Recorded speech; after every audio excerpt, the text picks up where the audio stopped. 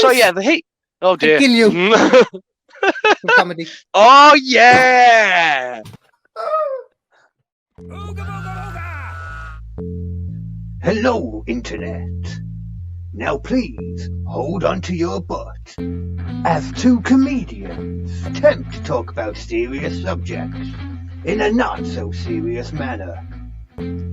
From the mysterious to the utterly vicious, everything is fair game. This is the Kill Them With Comedy podcast, featuring true crime, amazing events, conspiracies, unsolved mysteries, and an array of weird and wonderful topics, all for your enjoyment. You're welcome. And that proves that even people that you would trust with your life can, at some point, go fucking crazy. Oh, have you been watching any of the Olympics that's been going on? Nah. No, none of it. Nah, it ain't for me. Fuck that shit. No, same normally, but this has already been a shit show, man. Like an amazing shit show. Like, which one? Okay, like the day before it started, because I think it started. Where are we now? It's Monday. I think it was Friday the Olympics started. Yeah, that sounds about right. Yeah. So if it was Friday the Olympics started, on the Thursday they fired the guy who was doing the opening ceremony, the director. The night before. I have no idea why. Jesus Christ. But mind you, that's knows. very. I know it sounds strange, but that's kind of a Japanese thing to do. Like, if it's just like, you know, like they have a weird thing about honor in various ways. Like, if that dude was caught doing cocaine, that would have been an end of it. Genuinely, there was a game called Judgment that came out, and they had one actor playing this role, but he was found doing a little bit of cocaine, and that was it. That was it. They cancelled the game from sale, got another actor to re-record all of the lines and put his face in the game instead. That is how serious Japan get about. Oh, in the case of like, if you do anything, then you're out. Like, you know, like you're out. You're out. Yeah. Which is weird, because apparently the vast majority of people in Japan do a lot of cocaine. But if you seen doing the cocaine, yeah. So that's my level of honor. Like, it's not about not doing drugs; it's just not doing them in the open, respectively hiding it, you know, keeping it at a safe distance from everyone. Same, yeah. Hide your shame. Probably don't walk around, you know, with our little mini todgers out. That's why I don't. And it's illegal, apparently. I found out. Well, that's debatable. I mean. Yeah, But talking about illegal things, a perfect little segue. We'll come back to what we were talking about a second ago. Today's topic will be, because I hadn't mentioned it yet, actually, because I forgot it was my turn until last night when we was on about doing it today. Completely forgot. Yeah, I've got a list of some of the stupidest crimes ever committed by celebrities. And there's brilliant. There's some great ones in there, dude. Some you might have heard of, and some you probably haven't heard of, because I've never heard of them. I still don't even believe they're true, but I've checked them and they're true, and I still don't believe them. What I like is it's probably going to be a bit lighter than the giant conspiracy I was trying to tear apart last week. If you haven't seen that episode, it's all this about week. It'll be a double drop, so that'll be the episode that will come out. I thought, seeing as there won't be video with that, we'll do like I'll just put them both out at the same time. You know, smart move. Yeah, that one's an interesting one. I'd like to see. So for anyone, I'd like to see a big reaction, but there won't be one. What's that actually? I was going to ask you this as well. Actually, what's that actually titled as again? The Great British Cannabis Conspiracy. And it is a fucking. I've talked about that with like all my mates since like when I was like, because it is just kind of crazy, that level of stuff. Like, it just makes no sense. It's so blatant.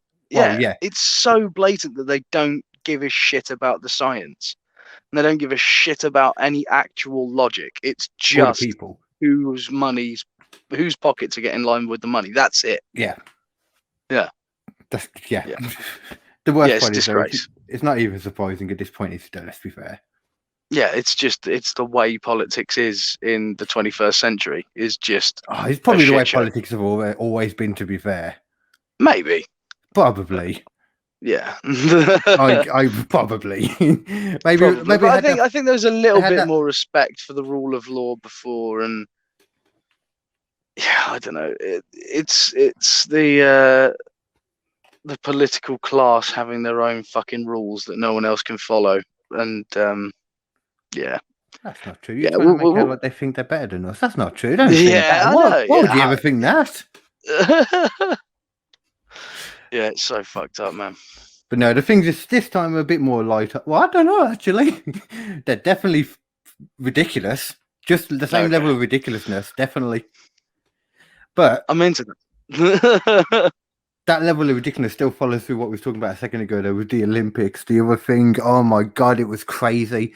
Beginning of a triathlon, so they're all lined up, on this big platform, ready to swim and jump off.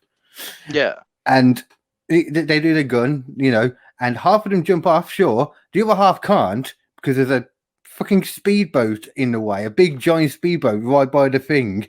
And the ones right near to it did jump in, and then the speedboat's like, oh shit, turn around and try and get away where the big blades are right by people's heads. People almost got decapitated on live TV on the Olympics. Fucking hell. Like, how did that happen? It's amazing. You need to see it. What the fuck is going on? Like, Jesus Christ. I have no idea how it happened. Like, it wasn't even like a giant, I don't know, like for like 50 people, maybe, probably something like that. But it's like, this thing covered like, it was a big one. It covered like 20 people or probably 25. Like, it was like half the thing. I have no idea how the people, starting the race didn't see the boat right by them in front of everyone. That's madness, man. That's just, I mean, how does it get less professional than that? How does it get less professional than blocking the race and then nearly killing the competitors? Yeah. I thought Brazil last time was bad when it was just like, yeah, they don't drink the water. Just if you end up in it, just drink like a lot of disinfectant. Like, yeah, there was a lot of like pollution, and that wasn't really. There was a crocodile at some point, wasn't there? Or an alligator just sort of pimping out in one of the pools. It's like, yeah, we need to get the crocodile out. What are you fucking talking about? This is an international sporting event. Oh, mate. It's got to be really for Japan though as well. They built like all this. I assume they built a lot from scratch, from what I've heard. Like, because they always seem to do that in these things, and then all this spaces, for crowds and just no one there. Yeah. Jesus. And it cripples the economies of most cities, regardless of whether there's a fucking COVID thing on for the most part. Yeah, it's not a good thing for anywhere to do. It is literally just kind of advertising, but not really. Random little tidbit though. Do you know the only country that since the Olympics started, the only country that has won a gold medal every single time? Have a guess which country? Russia. No. Papua New Guinea? No. I mean, because the Olympics is old, remember, as well. Like, it's been going for a long time. So a lot of countries that really now weren't even countries, from what I gather. I bet it's going to be a weird one, though. That's the thing.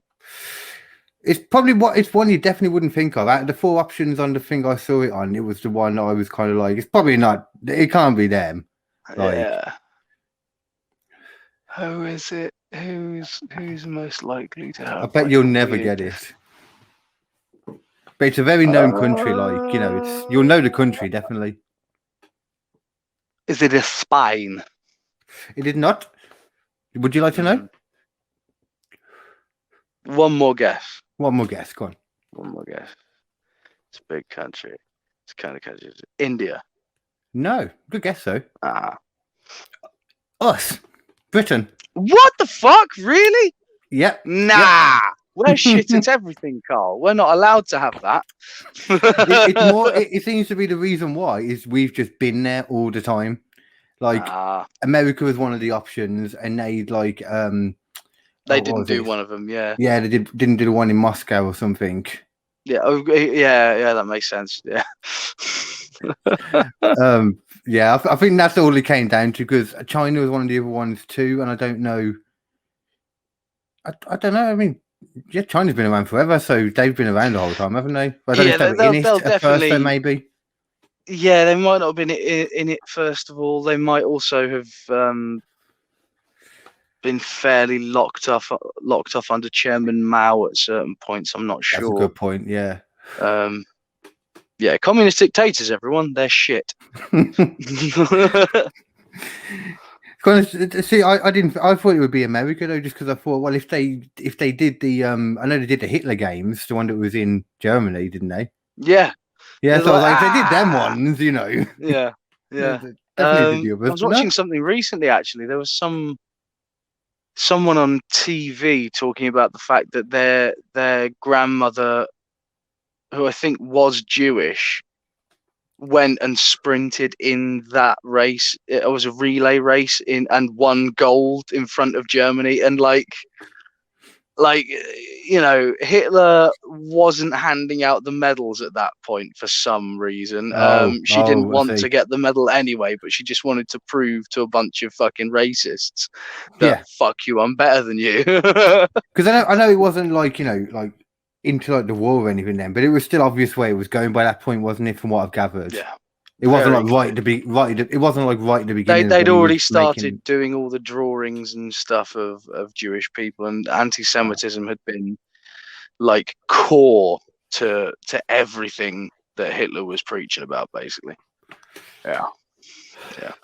I've just watched the episode of Always Sunny in Philadelphia where it's what is it again now? They're finding a trying to find the Hitler painting. Oh mate, yeah. Oh god, I love that fucking episode so much. Yeah, that's a classic. It's kind of crazy, like how is that actually still going on? Because I was talking to Callum the other day, and he mentioned that it's still going on, and then I looked, and like the last season was 2019. Is it actually still ongoing? Oh yeah, it's still going. Yeah. It's not over yet. How? Yeah, I know, because they keep keep just producing excellent fucking. You know, it's that thing. Like a lot of people say, "Oh, well, you can't joke about this anymore. You can't joke about that." It's like you can, but you've just got to actually write it well. Yeah, you can't be fucking lazy about it. You got to write it correctly. Yeah, because a lot of the time they're doing it out of stupidity, and that's the time when it works. I'm just gonna try seeing if I can clean up this fucking thing and. Is that a bit clearer? That got a lot clearer, Nathan. Yeah, I thought so. That got a lot clearer. Yeah. Yeah. I can now suddenly see your room. Have you got a Mona Lisa with a COVID mask on in the background there? Yeah, that's a where is it? Yeah, hang on. Yeah, that's a birthday card. It says, when will this fucking end? Which I'd quite like to know. It's very nice little. The mask wearing sadly has ended already, apparently. Yeah. Oh man, I hate that so much. It's such a dumb fucking move. It really is. And what pisses me off is it's just the weakest bullshit. And you see all of these people who were like anti-masker fucking weirdos before.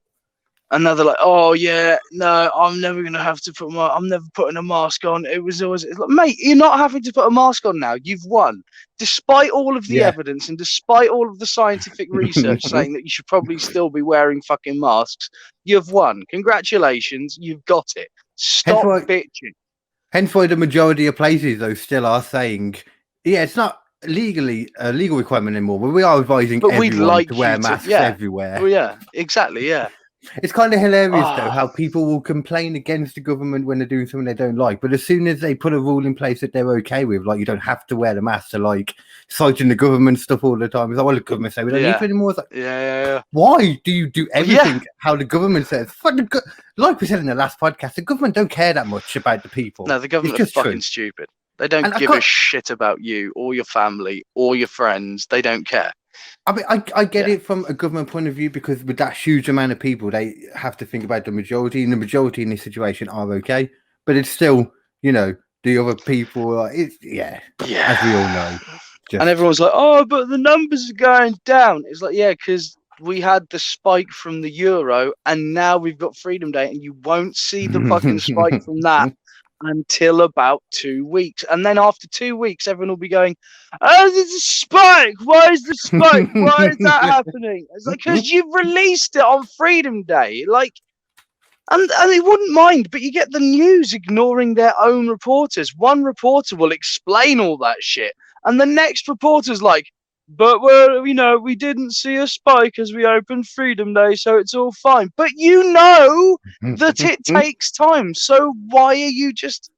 Well, you might not get my a spike God. as much now because there's all these new exemptions for when people get told they should isolate. There's like loads of exemptions Yeah. now for like critical work, food workers especially. Apparently, it's like I get it completely because the app, for example, has been fucked up. But don't put that much trust in an app. It's probably the best way to go about it. First of all, Yeah. That rather than just say certain people ignore it, maybe just sort out the app or sort out a different way of doing it. And Just also- once also again, it's like- doesn't rely on an app.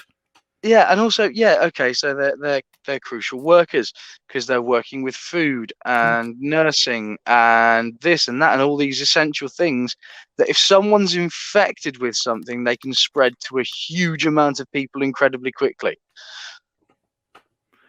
What are we doing here? God knows. Fuck knows, man. Literally, fuck knows. Yeah, I'm hauling up for a little bit again. I'm just going to be hauling up writing. I've already been doing it before. Yep, I'm starting it again. Yeah.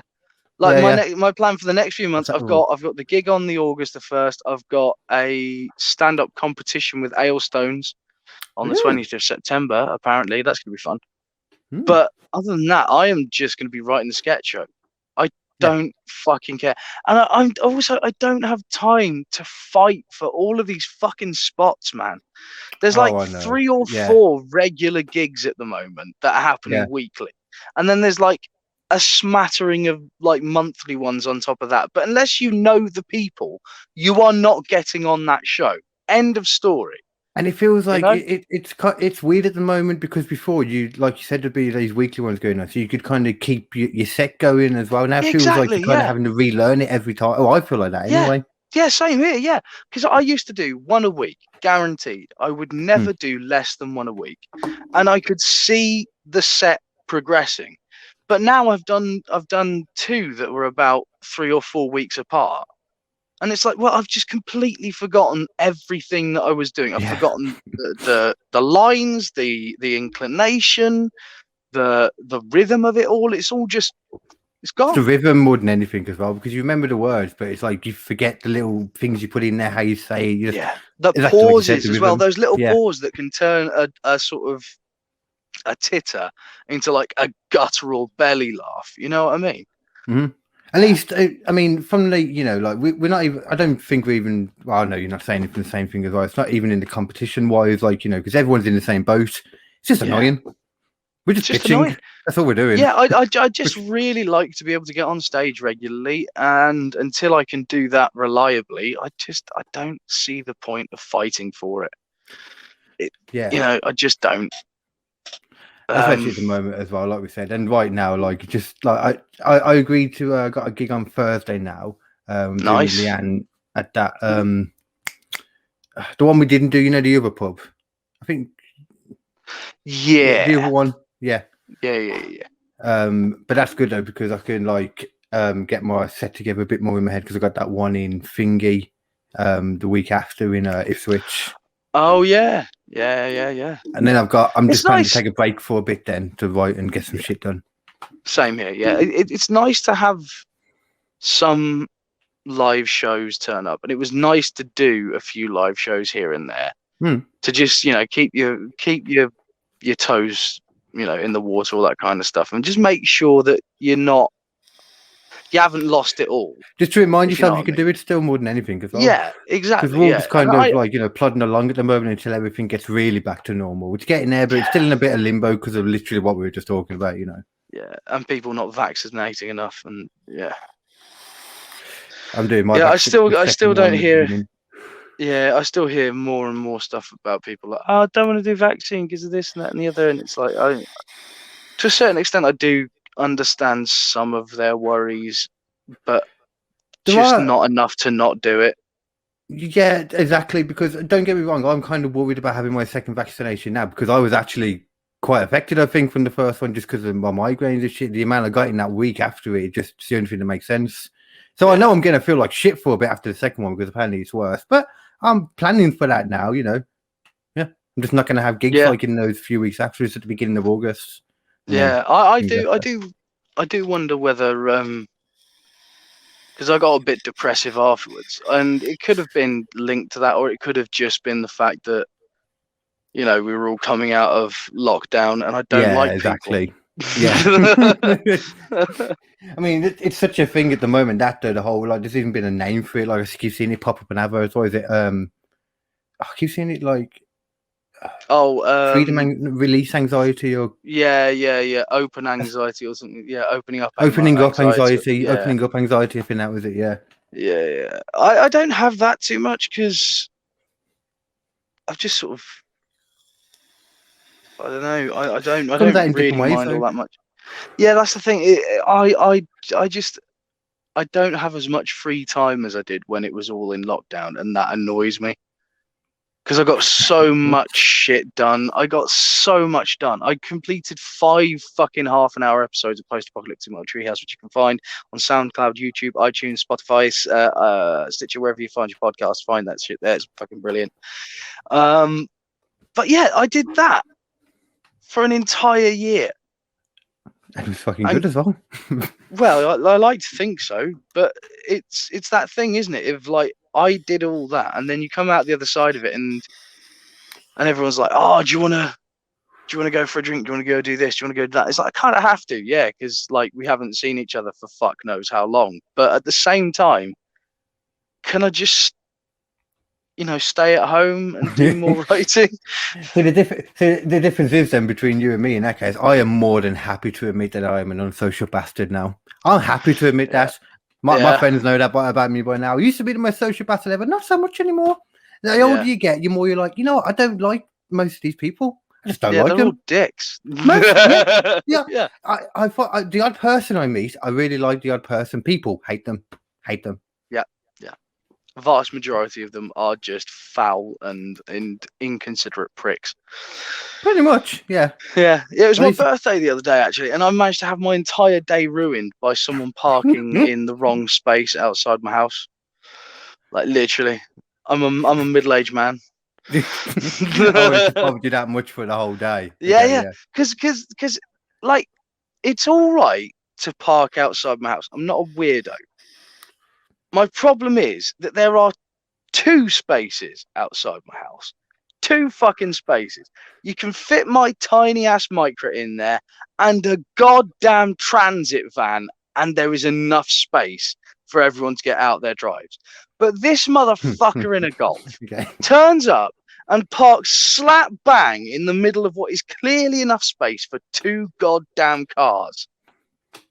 And what do I have to do? I have to fart around trying to find a way to park it somewhere on the street. And then for the rest of the day, I've got to think about this idiot and where they've parked the car. And when they move their car, I've got to go grab my car and quickly move it into the space so that they don't do it again. Why the fuck should I have to deal with absolute morons like that? Why can't they just park it correctly, Carl? Why can't they just go, my car's only this long, someone else might need to park, I'll move backwards a bit. Sorry. Oh no, you know what my mum's like, and believe me, I've lived in quite a few different groves with her. I understand people don't like that. I have learned that, trust me. I've also learned the legalities behind it as well, that someone from Scotland, for example, can park up in England and go all the way back to home in Scotland, and that's legal. You can do it anywhere. Anyone can park anywhere, basically. Yeah, it's stupid. Like, it makes sense when you think about it. Anyone should be able to park It's a anywhere. public space, but that's fine. But at the same time, it's my goddamn house. Get out of the front of my house. It is really weird. Like, you're an old man, Nathan. You're definitely an old man. I am. How old are you now? Curmudgeon. I'm 31. Oh, I'm not even like I'm not even like the cool 30 anymore. I'm just like, oh, you're just in your 30s now. That's what it is. Yeah, you're just in your 30s. You're just an adult, and no one cares anymore. Yeah, apart from insurance companies. Insurance companies fucking love me now. Like shit, I shit you not. Every third advertisement I see on Facebook is health, death insurance, or life insurance. Like, mate, I'm not planning on killing myself. All right, I'm 31 years old. I don't have anyone who I'm really sort of responsible for. If I die, put me in a cardboard box and bury me underneath someone's sink. Yeah, I like the Frank or Danny DeVito from Sunny in Oh yeah, Philadelphia. throw me in the trash. Yeah, I'm fine with that too. I just watched one where Country Mac died at the end of it, and it was like, "Oh, it's Frank Day now," so he just picks up the ashes and just pours them down the toilet. Down the toilet, yeah. It just ends. Oh, Mac Day's fuck it. That's such a good episode as well. Yeah, and Sean William Scott playing Country Mac is just a goddamn genius. See, I was half watching that episode because I was writing at the same time. It was only this morning I was like writing at the same time. I was only half through the episode and I realised Country Mac was him after he jumped off the bridge and came right out the river. I was like, oh shit! Okay. I love the bit where they're doing the sort of weird, like, for some reason Mac wants them all to like lather up the bodybuilders, and they're all like, why the hell are we doing this, Mac? And he's just, look, guys, just make them all slick and smooth. And then he comes on and he's like, hey guys, how's it going on? Yeah, not so bad. You know, how's it going with you? Yeah, it's I'm enjoying it. You know, it's a good time. Yeah, no. What are you know, are you looking at the girls or something? No, dudes. I'm into dudes. And they're just like, oh, that's so refreshing. Yeah. Not like Mac who's just, you know, like trying to hide it all away. Repressed. Yeah. Yeah, it's just the hard. And then they're all talking. Yeah. Was it that same episode or was it the next episode where they're in like the where he goes to heaven? Yeah, it's the next episode actually. He goes to heaven and all of a sudden everyone's like bodybuilders and that, and like God's like this big muscly guy as well. I went straight back to that episode because it was only like the one before. It was like, yeah, okay. I see that now. I never saw that by Mac before. Yeah. Weirdly homosexual, but like repressed. They deal with that later on in the series as well. Like, he actually has a story arc, so to speak. So yeah. That program, man, never fucking. You kind of always know where it's going, but then I still, you know what I was about to say. You kind of know where it's going, you don't know where it's going, and Mac especially. The like season before, the one before, was that a fat suit? Or did he just get fat? I was really confused. If that's a fat suit, it was a really good fat suit. No idea. I have looked at it so many times, and I can't tell whether he just put a big beard on to sort of simulate having a double chin almost. Because it seemed like even his and like fluffed his gut out and stuff. It's really but like he doesn't seem to gain that much weight. And then he does it for like the one season, but then at the end when they're talking about it, it's flashing back and he's in like, you know, he's slimmed down. And I'm like, well, for them to film that, he must be wearing a fat suit, but it's just a really good fat suit. Maybe like some like little like stuff on the face too to fat it out a bit with a bit of a I don't know, but I mean, you can just see they got to a certain point with that program where they were like, okay, we've got a lot more money now, let's just start doing some more random shit. Like some of the stuff they do later on is so insane. There's one at a water park that's probably one of my favorite episodes ever. That's in a lot later series, but oh my god, is that a good episode? It's so funny. The serial defense, that was a good one as well. The whole lawyer one, that was really good. Yeah. Well, we shouldn't keep talking about Sunny in Philadelphia because I swear we did that last time as well. I just can't help it at the moment. I'm stuck into it. It's a fucking great show, yeah.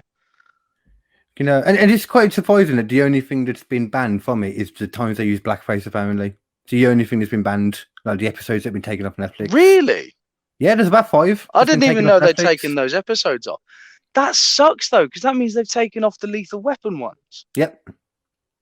Oh my god! I didn't know any of that existed until I saw this the other day. The whole point of the Lethal Weapon episode, the entire reason that Mac is in blackface for that episode is because they are taking the piss out of people who would be stupid enough to wear blackface. Oh, really? That is the entire point of that episode. Oh, wow.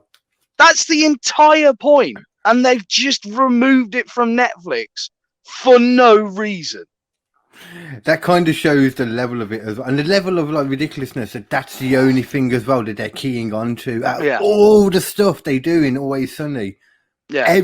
Every episode, you could argue something could The be taken off. abhorrent shit they talk about. Yeah. Like rape, murder, Yeah, there was an episode the other day where paedophilia, yeah, he everything. was playing a tape of some woman he banged, and she mentioned that she was 16, and he was like, "Oh God, I don't know why I got that tape still." Yeah, exactly. It's like the fuck. That's fine, but you can't. Like, oh my God, they've had black people on the show. A few episodes after, one of the ones that I knew. Yeah, there was one in the season I was just watching where I think it's episode 2. D's in blackface or something for some reason. Yeah. And then a few episodes later, Puff Daddy's in it. Like it's a random guest star. He's like, a big guy too. Because they understand they understand that they are making a joke. They're taking the piss. Yeah. They are not being racist. They are taking the piss out of people who would be that stupid and racist. There's also an episode of Community been taken off Netflix for the same reason too.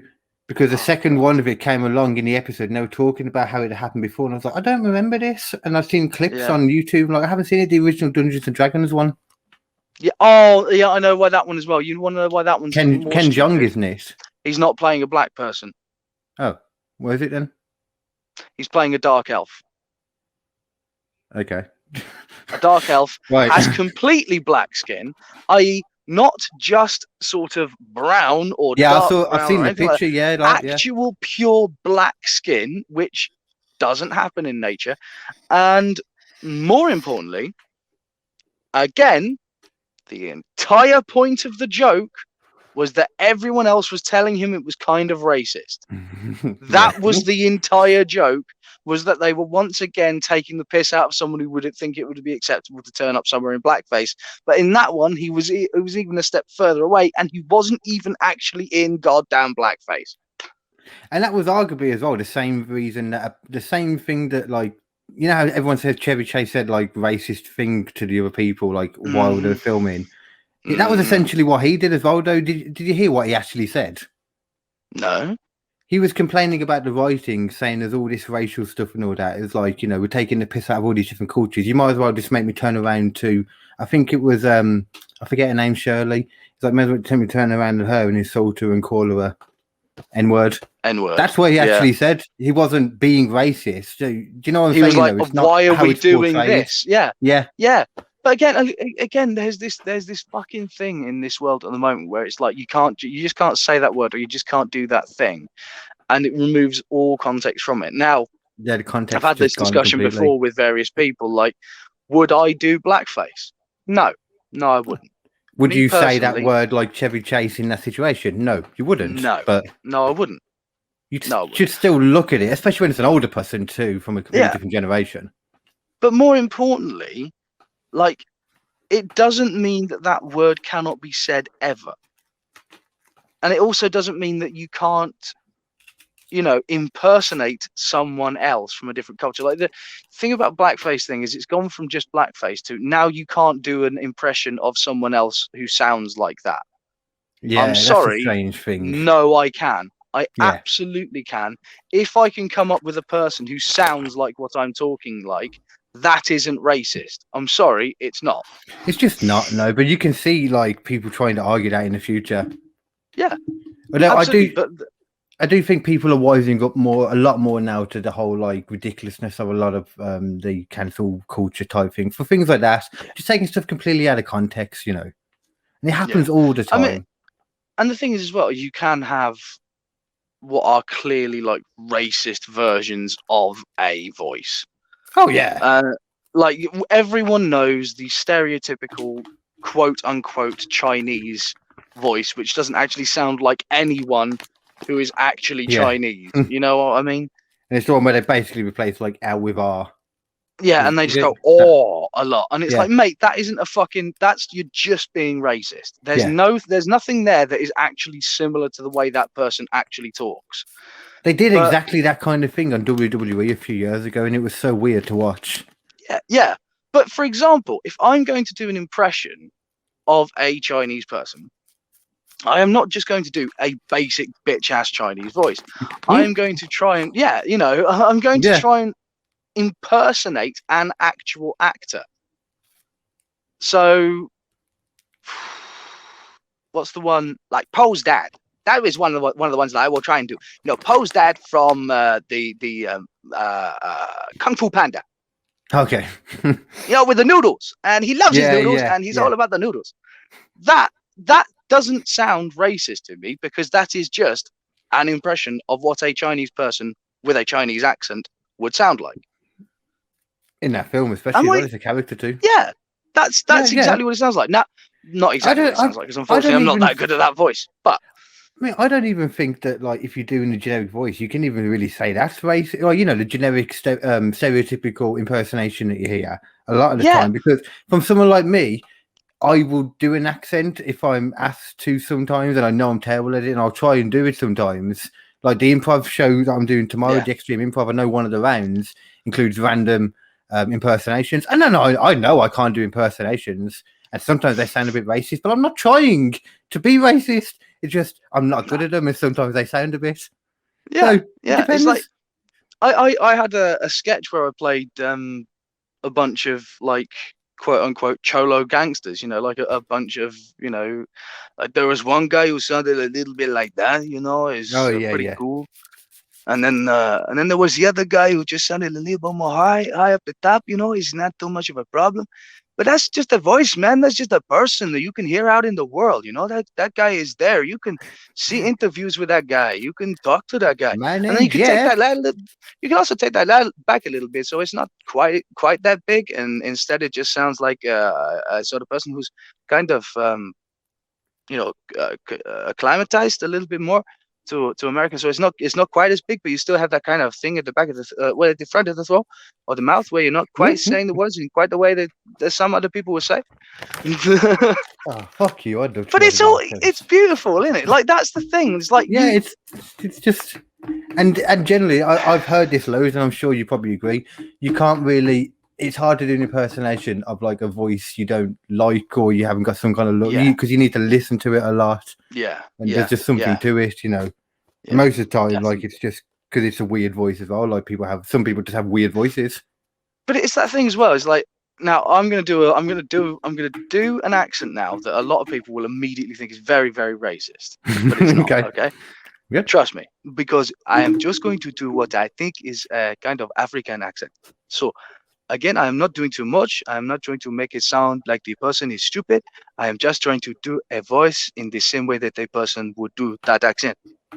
Now that, some people might look at that and say that's racist. But why is that racist when it's suddenly not racist to do an impersonation of Morgan Freeman?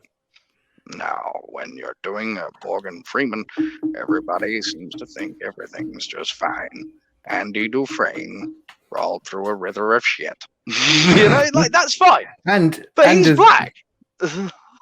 And as well, with the one you were just doing too, there's also the fact that it's like, that can't be racist. If you remember, like, Phone Jack, it was like, hello, can I have your bank account details, sir? Oh, yeah. I want to know what bank it is at your bank with. Good afternoon, sir. I'm calling for your bank account. Yeah, etc., etc. But, like, that program was amazing. Yeah, but that's the thing. Like, accents are fucking beautiful. They exist everywhere, and also, more importantly, accents aren't race specific, so it cannot be very racist. True. That is very true. Right? Yeah, you can be a black person who is brought up in Japan. You will sound Japanese. You can be a white guy brought up in fucking Africa. Yeah, if you're a white guy brought up in Africa, you're going to be able to speak Afrikaans to a certain extent. You know what I mean? Like, this shit is so goddamn That's a very basic. good point. That's actually a really good point about it, because it is literally just based on wherever you have grown up, the people that you're around, and a lot of the time you can amalgamate two different it's ones. Not your race that it's not your race that makes you sound like that. It's the language that you learn that gives you the base of what creates your accent. So it is not racist. It is not about your race. It is about your country. That is it. Yeah, and not even or just a city, like with the little I mean, literally the little regional accents in the UK. Yeah, Birmingham, fucking, Coventry's got its own little twinge to it. London, fucking, everything. You sound like you're from London. London, mate. What are you doing in London?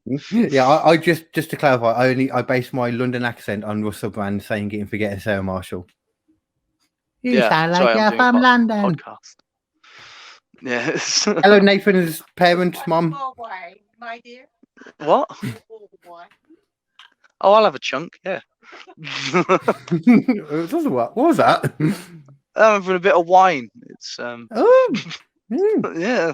I thought you said mulled wine as well, Um, which is why I was thinking, oh god, you wouldn't want mulled wine now. No. Fuck that shit. It's actually getting kind of dark. I might need to put the light on. Hang on a second. Oh. That's probably a good No, time to I'm start actually talking about the subject, I suppose. Okay, then, yeah. So, shall we move on to the topic for today, then? Yes. Okay. So, like we said, then, random crimes that have been committed by celebrities. There's some fucking great ones here. I haven't really decided on an order, so I'll figure it out as I go. Okay. Number 1, Matthew McConaughey. What, all of it? What? No, but I need a glass. I don't have a glass. Terrible Posh service bastard. here. Just drink the wine out of the bottle, you posh bugger. What's wrong with you? Do I have a Every- glass here? I do. Oh no, yeah. It's got leftover bits of smoothie in it, so would be nice. Well, you might mix well, depending on what kind of wine, what kind of smoothie. No. How old the smoothie was. Nah. The smoothie's dried onto the side now. At this point, it's That's not going to be very nice. Do you like your flaky wines, sir? Okay. Did you just sort it out, or are you good? Oh, I'm fine. Oh, okay. I thought you had to go and sort a glass out or something. Nah. Okay. Okay, then, yeah. So number 1 then, Matthew McConaughey. I did when I saw this, I thought Matthew McConaughey was just a very normal guy. I didn't think there was anything weird about him. But in 1990, Did you hear that? No, Did you what? hear that? No. Surly bloody wait staff. They should get me a bucket. I mean that would work for me. Yeah, it works. It does work. I mean, it is a thing that will hold water. So It depends. cheers. Is it to drink? Is it to fill it with wine and then drink it, or is it to drink the wine and then somewhere to throw it up after, or both? No, it's to Both fill it works. up with water and then turn it into wine because I am apparently the second coming. Okay, now I'm definitely moving on. Mm-hmm. So, October 1999, police Yes. responded to a noise complaint at Matthew McConaughey's home in West Austin, Texas. Found him playing the bongo drums at 3 a.m. in the nude with another man who was also naked, dancing and clapping along at the time. I mean, that just sounds like standard McConaughey hijinks to me, to be fair. I can imagine him totally just going like, him and a mate just sat there going like, hey, man, you know, it'd be really cool, man, is if we all just got ourselves naked as shit and just play the bongos, man. That'd be so cool, man. It'd be real good to me, you know what I'm saying? I had no idea. I don't know. I'd never heard anything weird, but he was done for possession and all that, had paraphernalia, resisting arrest. Ah! He was only charged on resisting arrest, and when talked to by the Washington Post, he said, what's wrong with beating on your drums in your birthday suit? I have no regrets about the way I got there in prison. Yeah, Or in jail. goddamn right. Goddamn right. I respect McConaughey to the fucking hilt for that, motherfucker. I respect a man just coming in saying, hey, you ever played bongos in the nude? Be a lot cooler if you did. Gotta be honest, though, you've got to imagine it would be a fun night, fucking just getting wasted with McConaughey. Totally. Mm-hmm. You'd end up Yeah, with if some I was- kind of story. Yeah, if I was hanging out with McConaughey and he was like, okay, let's get butt naked, I'd be like, fuck yeah, okay, let's see how this goes. I'm not planning on anything going sexual, but you know what? I don't even mind if that's the way it ends up going. It's He is a McConaughey, beautiful, man. beautiful man after all. Even when He's he a had goddamn AIDS, he was the beautiful most human beautifully being. AIDS-ridden man I've ever seen in that film. But that's kind of beaten by Robert Downey Jr. So we know Robert Downey Jr. was. Oh yeah, Robert Downey Jr. got into some shit. This isn't even that bad, really. To be fair, when you think of some of the stuff, the main reason I include it is because probably a lot of people probably don't realize it because he went on after this to be like, one of the biggest movie stars now. Iron Man, yeah, all of the Marvel shit and all that. And even since then, he's done a lot of stuff. And even before that, he had like some films out. Actually, he hasn't done that much. He did Kiss Kiss Bang Bang, which was like one of the few ones just before he sort of cleaned up his act completely. I think Zodiac he was in. That was after he would cleaned up a lot, but not completely, wasn't it? Yeah. There was a few when he was young. Like there was one where he played Charlie Chaplin, which is supposedly a fantastic film, which I still haven't seen. That was more in his druggy days, though, from the sounds of it, I think. Very much so. And there was another one which it was called. It wasn't Airmail or something like that, but it's basically a film with him and Mel Gibson, and they basically just pilots like ferrying stuff in and out. And I can't remember the name of the film, but it's a fucking good film, actually. Weirdly he's a great actor. There's one on Netflix that I want to watch. I can't remember what it's called now. Sorry, but something he's a lawyer and he's defending his dad, who's a judge, but is being done for the murder of his mom. I think the judge's husband, judge's wife, something like that. Sounds interesting. It looks really good. I love those kind of courtroom films and that, though. Like bottle films as well, where most of it is in one place. I love those kind of films when they're done right. And someone like Robert Downey Jr. would work like the original Saw film. The original Saw film was fucking brilliant for that. Yeah. So good. By far. I did like number 2, but it was just a completely different kind of film. Yeah, by that point, it had become sort of how far can we push this thing, while Saw 1 was very much like a psychological thing of what do you do in that situation? You know what I mean? And whilst the other one's just do it or you die, and that one's like, you're probably going to die either way. What's the coin flip? You know what I mean? And they just put in that second one, they just pushed someone in, didn't they? Again, that was there the whole time. Yeah. Was involved. There wasn't the druggy girl or something in on it the whole time, or something like that. Yeah. Yeah, I just remember. I still haven't watched it. I want to watch the new one with Chris Rock in it, just because I've learned from like what was it, Fargo, that he can just do things other than comedy well. So I'm interested. Talking of like fucking horror films, though, like an actual genuinely scary horror film. Have you ever seen Terrifier? No, I haven't seen Terrifier yet. Oh. But there's a scene on YouTube you can watch. Now, we're not going to be able to play it on this because there is no fucking way YouTube would let us. Basically, it's a black and white clown guy with like a weirdly sharp chin and like nasty fucking teeth and like really like kind of eyes. Yeah. And there's a bit in it where he gets this one girl tied up, and then there's another girl who's upside down tied up, and then he just starts cutting through her pussy all the way down her body to her head, and then just cuts her in half. That is a scene in that film as well. Yeah, he's fucking horrible. Yeah. And there's a second one as well that's come out this year. Yeah. Like it did really well considering. Like some films do that a lot of the time though, like when they're forced to do like films a certain way. Like I'm assuming we saw the first one, like a smaller budget or something, they have to like adapt around it, can make it really good sometimes, but when they get the big budget to just but I have no idea how they managed to make it look so fucking real. It genuinely looks like a dude is just cutting through a body. Like the only way I could realistically imagine they could have done it is by getting a pig and like coloring it to make it look human as they're cutting through it. Yeah, just doing the right kind of shots and ass. Yeah. Because I've got an idea for a film at one point that I want to do, which is like a post-apocalyptic thing in the UK.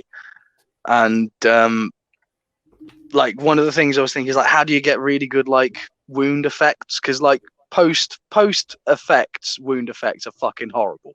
Yeah. You know what I mean? Yeah, like the VFX definitely. things where it's like there's just a dot of red on someone, it just looks fake as fuck. Nah, fucking way.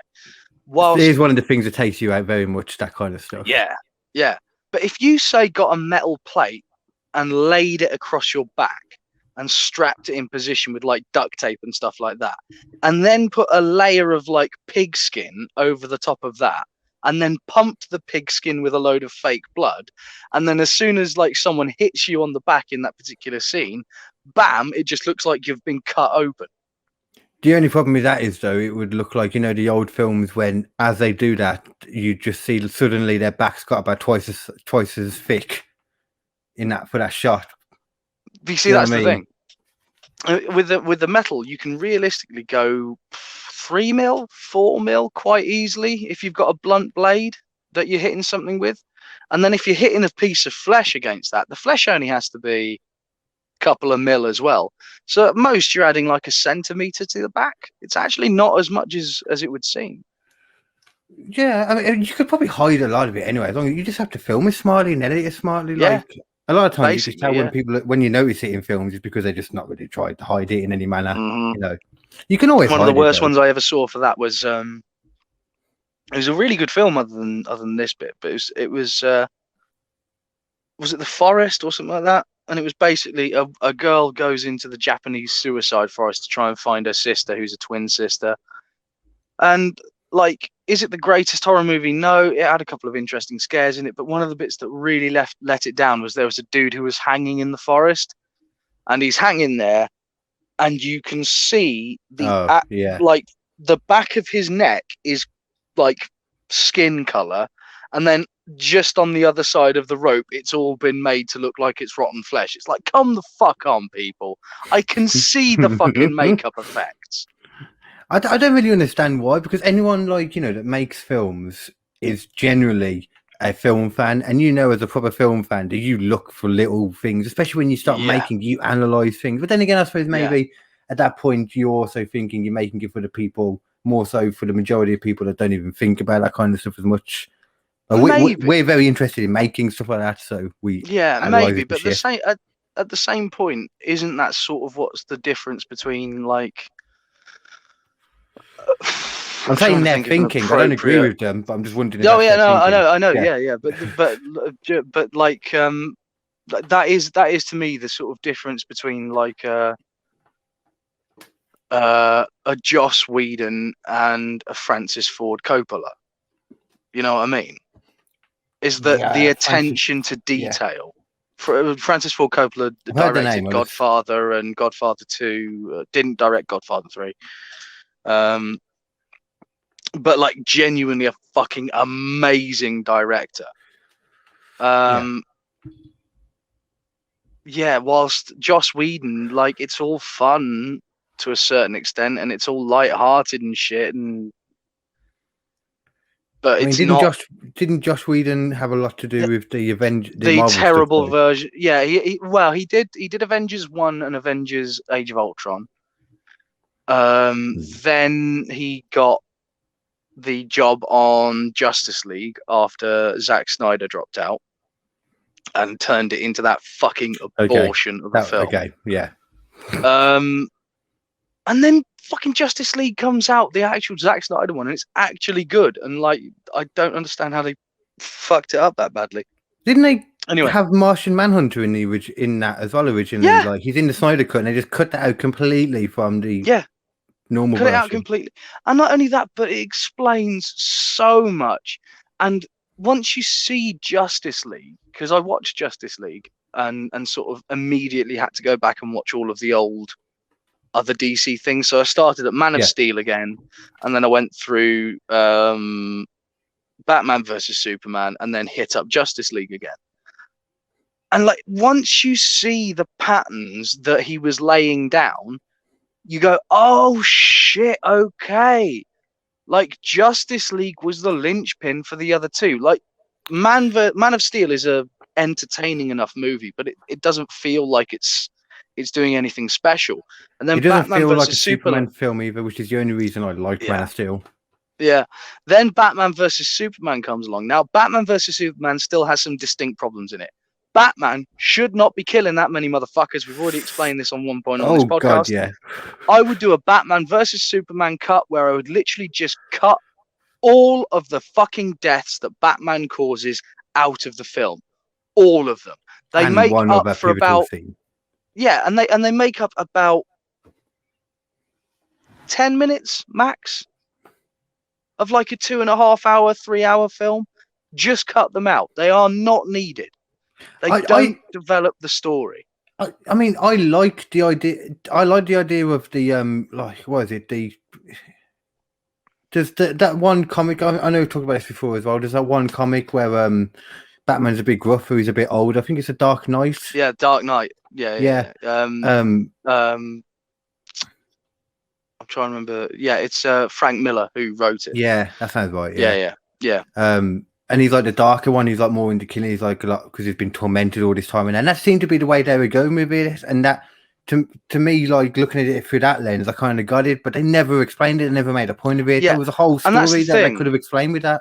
Yeah, and that's the thing. You either need the Batman to be that guy, and then learn not to kill people again by watching Superman. Exactly. Or you have to have Batman be that guy from the start who never kills anyone, then sees Superman kill another Kryptonian like it ain't shit, and then have Batman have to sort of, over the time while he's learning about Superman, teach Superman you never kill no matter what. But and they kind at of that same point, Superman kind of wasn't trying to kill to begin with. So it's like, well, they kind of did though, because I suppose in a way they just didn't do a good job of explaining it, because they showed at the beginning. I remember like you had him was there during the fight in Metropolis or wherever it was, where Superman and in Man of Steel, when like they killed loads of people and he ended up killing I forget what his name is, Zod. General Zod. Yeah, General Zod. Yeah.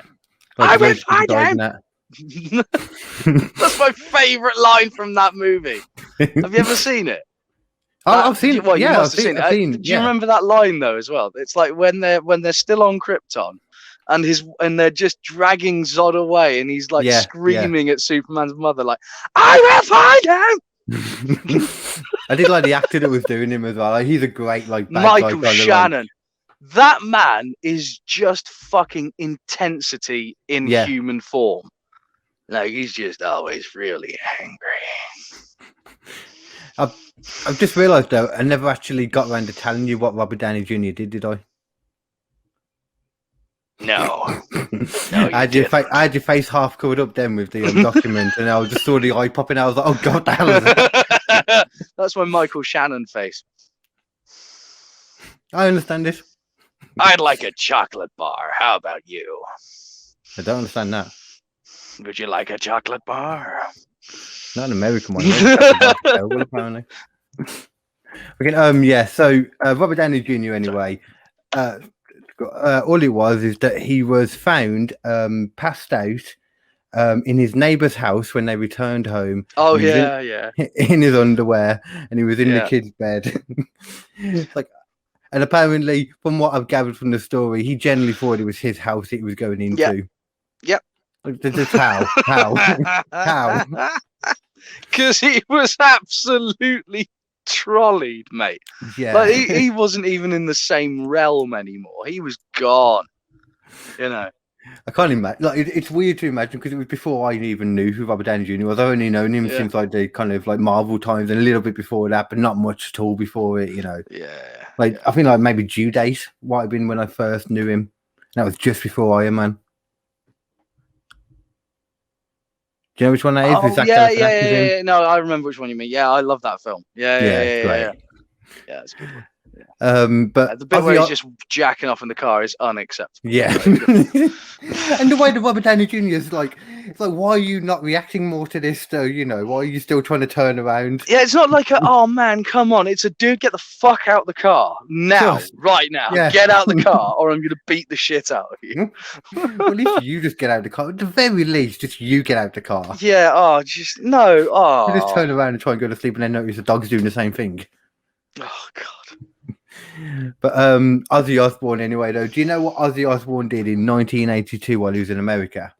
Ozzy Osbourne's done loads of shit. There was a thing at one point in where Ozzy Osbourne was so fucked up with the rest of his bandmates in America that that when someone knocked on the door, they flushed all of their cocaine, all of their heroin, all of their weed, everything in a desperate rush desperate whilst this guy's knocking on the door because like shit, the fuzz have arrived. The fuzz have arrived. Yeah. They open the door. It's their cocaine dealer bringing them more cocaine. Oh, at least they had more cocaine then, I guess. After Exactly. Yeah. Silver lining. How is that what happens? Like fucking hell. Sorry. Anyway. No. This one's I don't know. Probably not as well. A bit more crazy. Somehow he apparently totally didn't mean to, but he somehow managed to mistake. I don't know what he mistook it for, but he pissed on the Alamo, basically in America. He got caught pissing on the Alamo, and the main centerpiece thing. I don't know what it looks like, but the main thing in the middle, the monument plaque. bit. Yeah. Oh shit. And not only did he get arrested, though, he got released after a $40 bond. So not much happened. But what did happen was he got banned for 10 years from performing in the state. Oh fucking hell! It doesn't even matter to Ozzy. 10 years is just a couple of sessions of fucking whatever drugs he's on. God knows how that dude's still going. No, it's insane. Like, he does actually have the gene, and they found by looking at rockers at some point. I can't remember when it was, but basically it's Ozzy Osbourne's got it. Keith Richards has got it, like various people who you look at and go, how the fuck did they survive? It's because they are basically just genetic superhumans who can do as many drugs as they want and their body just goes, push it out. Yeah, there was something about, I remember hearing something about that actually, that Ozzy had like, was something like alcohol was like helping him or something was actually, is that what you're on about? Like, it was keeping him stable. There was a thing about Lemmy at one point in particular. The singer of Motorhead, where they went, if you stop doing speed, you'll die. Fucking hell. That's a whole nother level, that is, man. That's great, though. Because literally his body was just like, this is what I do now. All I do is I process speed and Jack Daniel and Cokes, and that's all I do. Would you like to hear something random as fuck that a person you probably could imagine would be on this list? Shia LaBeouf. Shia LaBeouf. Oh, Shia LaBeouf. What a fucking champion. You know, he chases people through the forests brandishing a knife. Does Shia LaBeouf. Well, just in general, it's just something he does. Just in general, yeah. He's an actual cannibal, is Shia LaBeouf. Have you never seen that film? That song? The one where he gets up at the end and just starts fucking clapping the shit out of it. I've seen that meme of him doing that. You haven't seen what it's... Oh, fuck that. Right, we're watching that right now. Get up on YouTube immediately. Okay. I know we're not going to be able to put it on the show. You might want to make a little bit of a note, but my God, we have to see this. Everyone at home, pause it, watch it yourself afterwards as well. The Shia LaBeouf musical. It's all you need to put in. Okay, let me just make a... In a minute after you fucking watched it. What time are we at? 104.18. Okay, let's have a look. See, so YouTube. This is such a fucking good video, man. It's my favorite song. LaBeouf.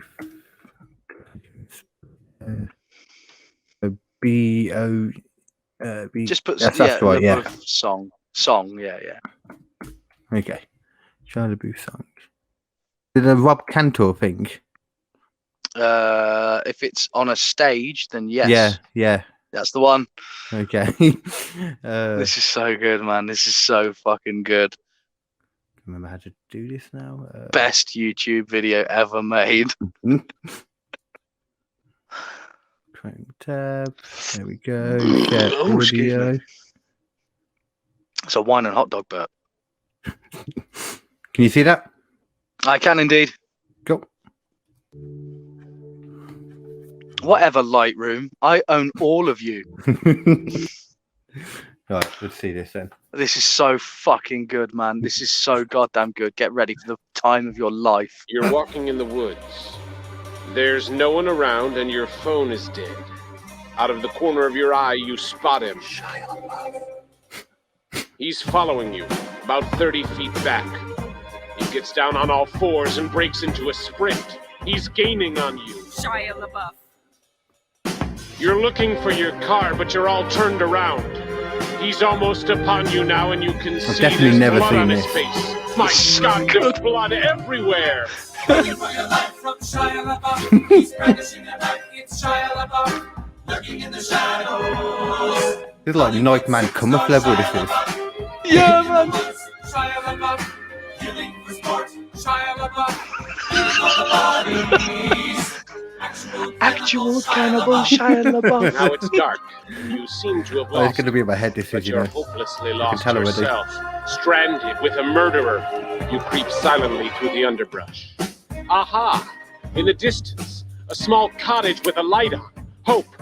You move stealthily toward it, but your leg! Ah! It's caught in a bear trap! Gnawing off your leg, Quiet, quiet, limping to the cottage. quiet, quiet. Now you're on the doorstep, sitting inside.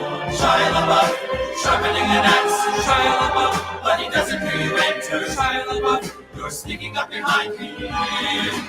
Strangling superstar Shia LaBeouf, fighting for your life with Shia LaBeouf, wrestling a knife for Shia LaBeouf. It's kind of amazingly. What? Safe at last from Shia LaBeouf.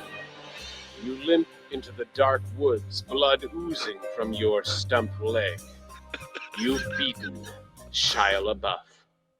Wait, he isn't dead. Shy surprise, there's a gun to your head, and death in his eyes, but you can do jujitsu.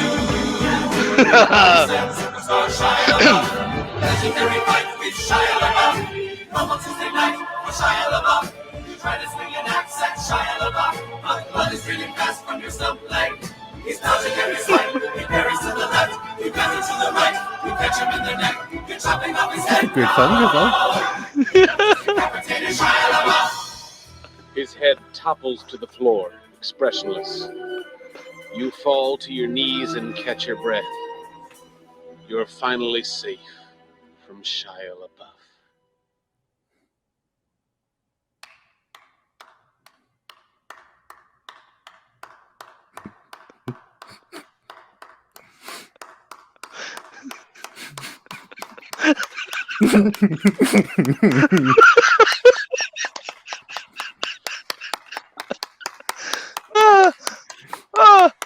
Greatest reveal in YouTube history. That's fucking amazing. Wow. It's the way he looks startled when the lights come on. He is such a fucking good actor, man. Shia LaBeouf is a fucking hero. It's I don't crazy. even care that he's an actual cannibal. The stuff that he came.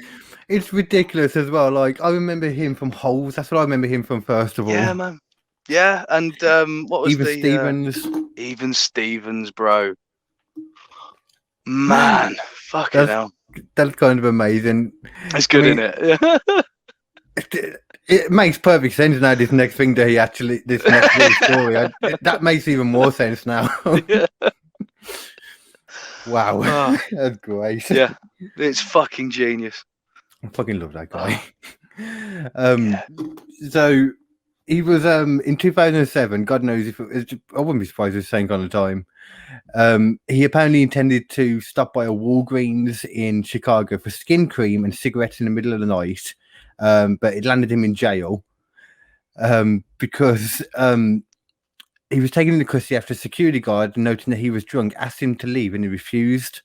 But there's a lot more to the story, because what actually happened was Shia LaBeouf basically was wasted, and every time he went to the place, to the shop, he kept forgetting what he wanted. So he would go back home each time, and then he would remember, and he would go back again. But every time he was like, "Oh, I don't want the security guard to remember me," or God no, he changed his clothes every time. He would go, mate, mull around, not buy anything, look around, leave, change his clothes, go back, do it again. Apparently did like 4 or 5 times, and in the end, the security guard was like, "What the fuck are you doing? Get out!" And what was it exactly he was saying to him? Apparently, he was making a big thing to the security guard and to the guy about he'd had too much of his special magic sauce. Oh God, I know exactly what that would be. That would be scissor up. That's got to be scissor up. All right, scissor up is it's a mix of like an opioid-based cough medicine and 7-Up, and you just literally pour the two into a jug, like shake it together, and that's scissor. Okay. So he was wasted. He wasn't drunk. He was just wasted then, probably. Oh, he was fucked up. Like, scissor ain't no joke. They literally put an entire like cough medicine in there. And as I say, it's really strong opioid. It's like fucking. You can't get it legally in the UK because it's one of those ones that you literally, yeah. Like you have in to get America, they have like crazy versions of cough medicine. You hear that a lot in random things. Yeah, man. Yeah, like that's why Sudafed is illegal to sell in large quantities in America, because Sudafed in America contains the precursor to make crystal meth. Yeah. But in the UK, it doesn't. And there's that other one, isn't it, that they're always trying to get in Breaking Bad? I forget what it's called now. Oxycillin or something like that. Yeah. I can't remember the exact chemical thing of it, but yeah. One of my favourite stories here, though, that I've left on now, Conor McGregor. Okay. Like, that dude's fucking ridiculous. Like, I mean, this isn't even like, this has nothing to do with when he threw the dolly through the coach at Khabib. Nothing to do with that or anything. I think it was after all that, because I remember seeing it in the news. It's more to do with, you know, that whiskey that he bought. Remember hearing about that? Oh, yeah, the one that was shite. Yes, that's very important to the story. Yeah. Proper number 12, I think it was called. Something to do if he lived in this postcode or something. Fuck knows. Funny. Even people in Ireland, Brap with B14s or whatever their abbreviation version is. Fuck knows. I hate it. Moving on, though. So he was in some bar in Ireland, and God knows why he decided to buy the whole pub or bar or whatever a round of his drink, a shot each for them all. This one old guy, Keoff or something, refused it because he just didn't want it, basically. Yeah, he didn't want it. Yeah. And God knows how, but he was an old dude, and it turned into Conor McGregor punching this old guy. Like, there was CCTV of it, and he got done for it. What and all a prick! Yeah. The worst part is, though, I kind of love what happened next, because he got done for it and all that, and he apologized to the guy, like gave him a formal apology, and then proceeded to buy the bar that he punched him in and ban the guy for life from it. What an absolute shit, man! That's kind of hilarious, though. That's such a fucking. Oh my god. Kind of a G move. Jesus Christ. Yeah, but that's such a dick move, man. That guy's been going to that place for fucking decades, no doubt. It's his fucking pub. This Irish loudmouth twat comes in and starts trying to force him to drink subpar whiskey. And like, fucking, why is it such a big deal? I don't want to drink your trash whiskey. You know it's trash whiskey. I'm pretty sure he sold it now to someone else. I'm pretty sure it's already gone. Yeah, because it's trash whiskey. Yeah. Just a name, that's it. So to be fair, it's probably you get something better from Tesco Value Scotch. I mean, I don't know fuck all about Scotch. I just care about the alcohol content and all fairness. Yeah. But yeah. What was the last thing I drank? I drank something. What was that I was drinking? Oh no, that was rum again, actually. Yeah, just what I normally drink, actually. I thought I'd drink something random the other day, but I wasn't. I drank a lot of rum, that's why I was thinking that. It's a good night, though, I think. Well, I kind of thought that was great, though. That is so fucking Conor McGregor. I mean, it's classic Conor McGregor, innit? I mean... In 50 Cent, in 2016... he was arrested in St. Kitts in the Caribbean. As soon as he walked off stage, he was arrested. Do you want to guess why he was arrested? Was he arrested for shooting some son of a bitch for stealing his diamond skull? He was not. That would make more sense. Like, take another guess at all?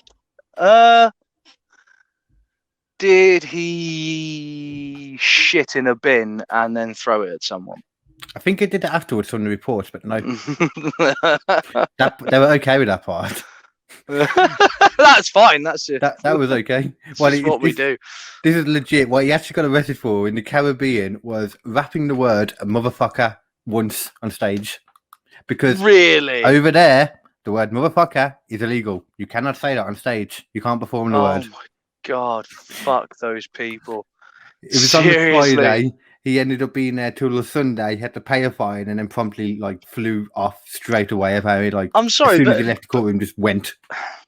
that's unacceptable to me. Motherfucker is one of the finest swear words in the world. It's so smooth. It comes out with no effort at all. Like you just say motherfucker. Goddamn motherfucker. What the fuck is wrong with you, motherfucker? Samuel L. Jackson has based a whole career on it. Off of motherfucker, yeah. Say what again? Say what one more goddamn time. I dare you, motherfucker. He managed to make a line about snakes being on a plane sound cool by putting the word motherfucker in there. Yeah, I've had enough of these motherfucking snakes on this motherfucking plane. That's why everyone loves that film, is for that line. You just wave that line. Yeah, that is one of the dumbest fucking films ever made, and yet I loved it when it was in the cinema. I really enjoyed it because it knows what it is. It knows it's a comedy. It's just having fun with the idea of let's just put a fuckload of snakes on a plane. And it works so well. Yeah. I swear I heard they were trying to come up with some kind of sequel at one point. Like, legitimately, we're coming up with a sequel. Something as bad as you'd think, like Snakes on a Boat or something like that. Yeah. I swear there was something like that, but I can't. It was on a train. Or was it a parody in an episode? Piranhas on a train. That'd be good. That would make just as much sense, to be fair. Yeah. Realistically, yeah. Oh. Yeah, it's fucking amazing, that is, though. There was something, I haven't got it written down here. There was something I saw as well while I was looking at these. Something about Justin Bieber got done for drag racing, and he was like drugged up at the time.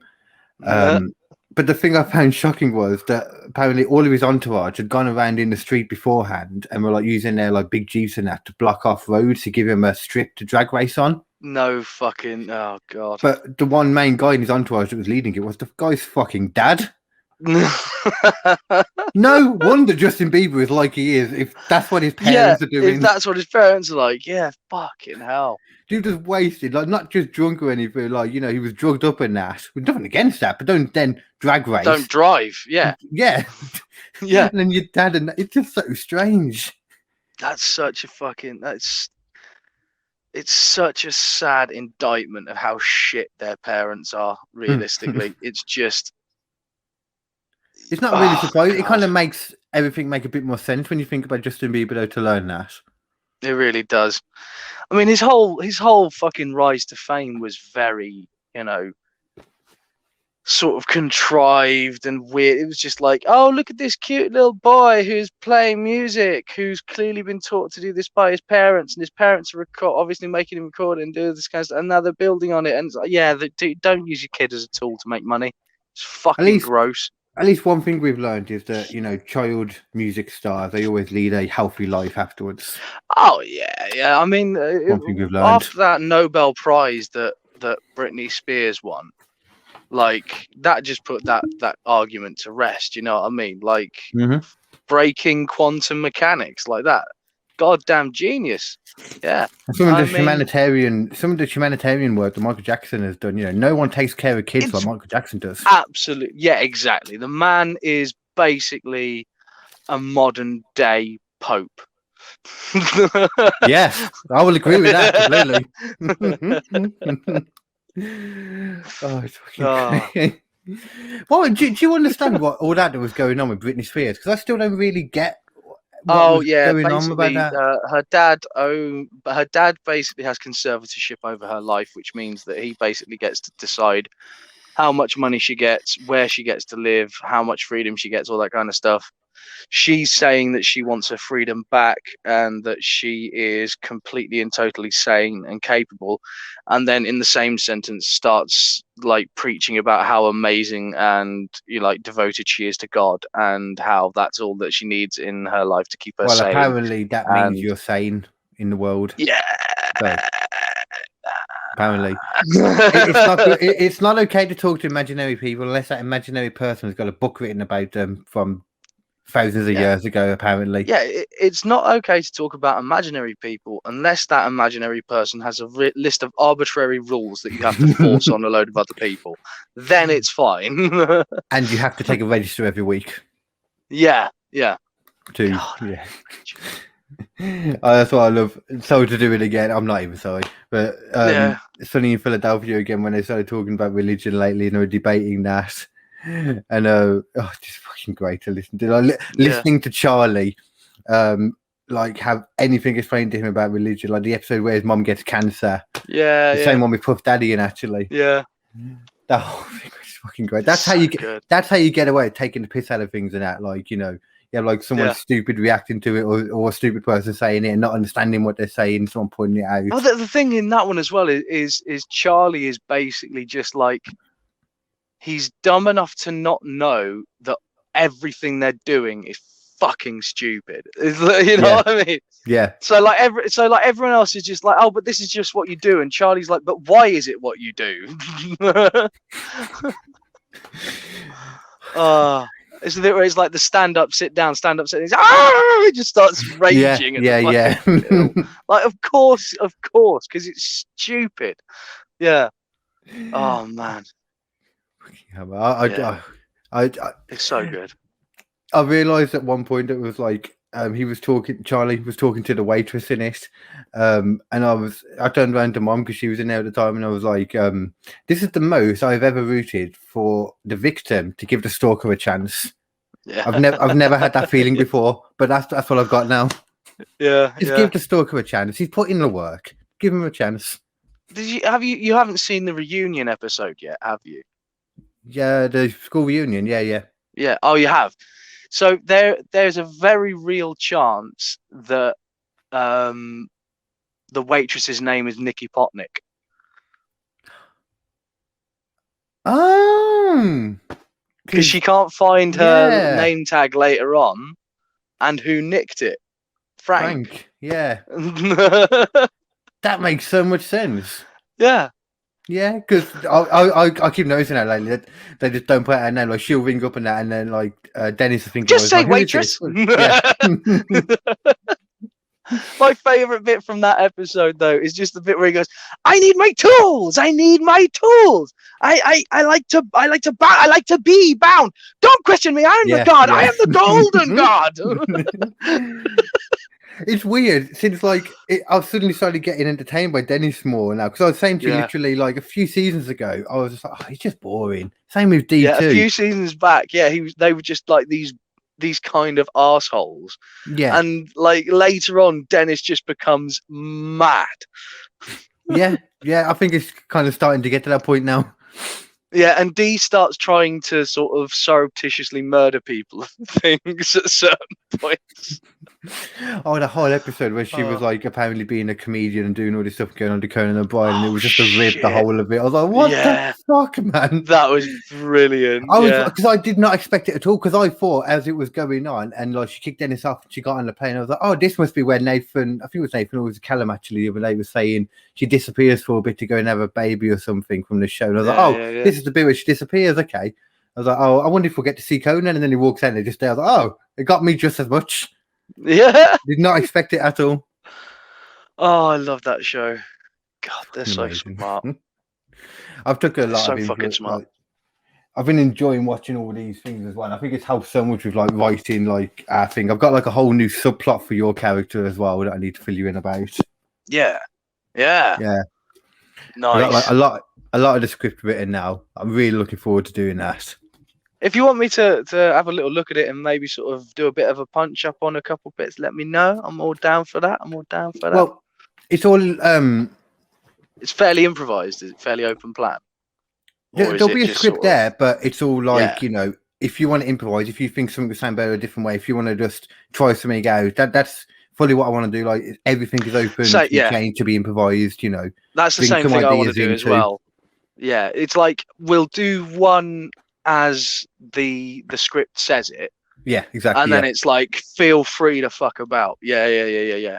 That's like more the talking heads and stuff. Like, you know, when you're doing those bits, it's like just run through it like once, like, and then just do whatever, and we'll see what works, and just throw it in. And then with the actual script and people who are interacting, just like you don't have to follow the script as it actually says it. Say it how you think your character would say it. You know, because I like that. This is why I've tried to like change a few of the characters in regards to the people that are playing them too, as well, you know, so that it kind of fits. And I've got ideas in my head for how the characters will go, but at the same time, it's like I don't want to do it too much until we're there recording the first one, and then you can see the progression from how people naturally group together. Because I've listened to so many like interviews with the writers from like The Office, Parks and Rec, and all them, and they're saying we had these ideas, and then people got together and we changed this, and then this went. And you know, one thing that you want to have an idea of where it's going, but that even happens. Yeah, that even happens with shit that I've been writing by myself, like this, you know, the sketch show. I've got about 4 or 5 sketches that are about 5 pages long that just never made it in. It's just like they don't fit, so it's got to go. And I had an entire plot line with a giant mechanical bioorganic pig. But I've got someone messaging me now. Fuck it. Yeah, but the that just had to disappear because it got taken over instead by Ridley Crunch, the horrifying, terrifying creature from beyond. I love that name. Yeah, you know, there's already been like with that. There's already been a few things that have been put in that have already been changed. Like there was a scene where the group interview. Obviously, I won't go into too much, but it doesn't really matter by this point because most people will have stopped listening by now. Fuck them. Like the group interview thing, like Callum came up with the idea was like for the group interview when we're doing like the assault course thing, the obstacle course for the new security guard, like we should just do it in a kid's playground. It's like that's a fucking great idea. It's a great idea. It is now in the kids' playground. It's and you got the reason. It's like, well, you can just put in a thing like, oh, the training place is closed today, and it's like, well, what can we do? And then just quick cut to the fucking playground. Yeah, and it's also the guy who's doing it as well is just the guy who should not be doing it. The manager's just like, yeah, I'm in the smoking area. I don't work when I'm in the smoking area, so you sort it out. All right. It's going to be fun. I've got so many little bits in there that are going to pay off later on as well. I've got a joke that I want to put in there when I do it, by the way. I've got a little joke, and it'll just be like, at the end of it in the interview, it's like, yeah, I beat the course record by a significant margin, about 3 minutes. I mean, admittedly, the course is like a lot shorter this year, but still.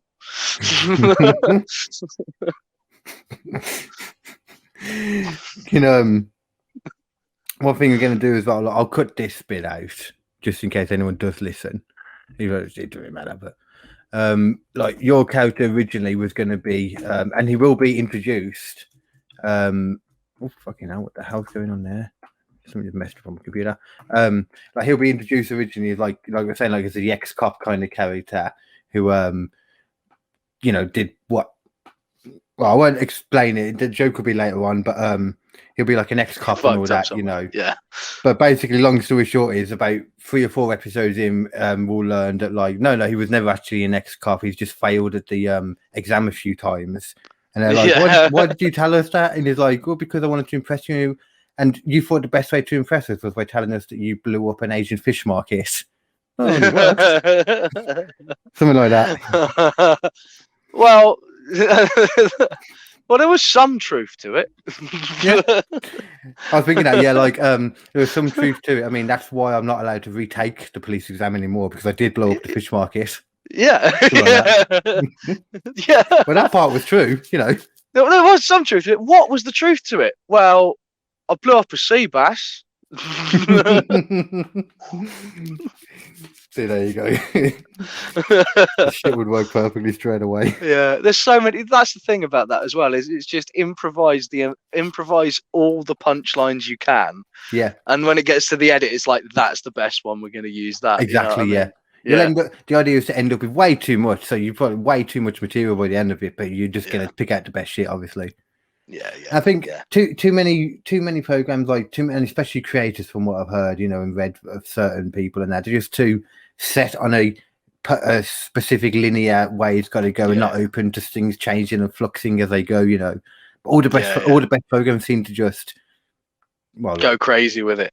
Yeah. In my opinion, like The League is still my favorite TV series. Just League of so good. No. League of Gentlemen. No, just the League. And I think I've told you about it before. It's a group of friends who have a fantasy football league in America. Oh, yes. Yeah. Yes. And it's just about the way they dick each other over in the most ruthless ways. It's got a guy called Jason Mantzoukas in it playing a guy called Rafi. And he is probably the best improvised comedian around alive today, in my opinion.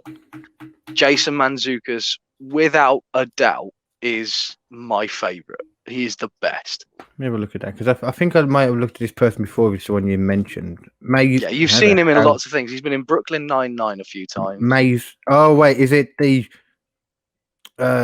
Is he in Parks and Rec? Yeah. He's the big beardy guy. Yeah. He's in like all of the sitcoms. Like he pops up at some point. Because he's just fucking brilliant. He's so funny. Like, in Parks and Rec, I remember he's like owns a perfume thing or something, and he's like ripping on Tom Harris for a bit.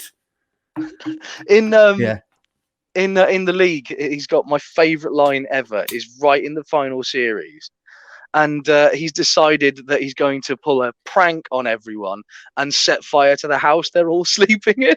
That sounds like a very happy prank, yeah. Yeah, and the guy comes out and he goes like, "What are you doing?" He's like, "Dude, don't worry, Brian. I'm just gonna set fire to the whole house." And he goes like, "But you can't do that. You'll kill everyone." He's like, "Yeah, I know. Everyone's on fire. They're all screaming. It's burning. Hilarious prank." I could totally imagine it as "But you just can't do that." And he goes, "Brian, just smell this. It's hilarious." I need to watch that person. I think I asked you this before. It's not streaming on anything, though, is it, at the moment? It's not streaming on anything in the UK at the moment, annoyingly. It was on Netflix for like years, and I just kept watching it over and over again. But it's not on there at the moment. Pisses me off, man. It's so good. He's in Community as well. He's ripping down Ken Jeong when he's trying to do the Karate play. Yeah. Oh, God, that's so funny. Yeah. I do like that guy. He's one of them people that as soon as they pop up, you just can't help. But he just really makes everything better. Yeah. Anything he is in is instantly better. I remember just because he's in it. He was in a film actually, like had to go like a big. Was it a Will Ferrell film? The one where he like turns his house into a casino. I think it's Will Ferrell. Oh yeah. The House. Yeah. He was in that one. He was also in The Dictator with. Was he in there? Sacha Baron Cohen. Yeah, he's the rocket scientist. I haven't watched it. I've been debating whether to watch it. Oh, you should totally watch that film. It's not perfect, but it is fucking funny. It is so fucking funny. Like his character, like Jason Mantzoukas' character, is a rocket scientist, and like the general that what's his face is playing, he just goes, "What happened to the cone? I wanted to have the sharp cone on the top." And he goes, "Well, actually, you see, we didn't have to have the sharp cone, and actually to be a detriment to the whole thing." And he goes, "Oh, okay." And he just turns around and just goes. He just gets dragged away. Isn't there something in it as well about like it shaped like a dick in the end, or is that something else?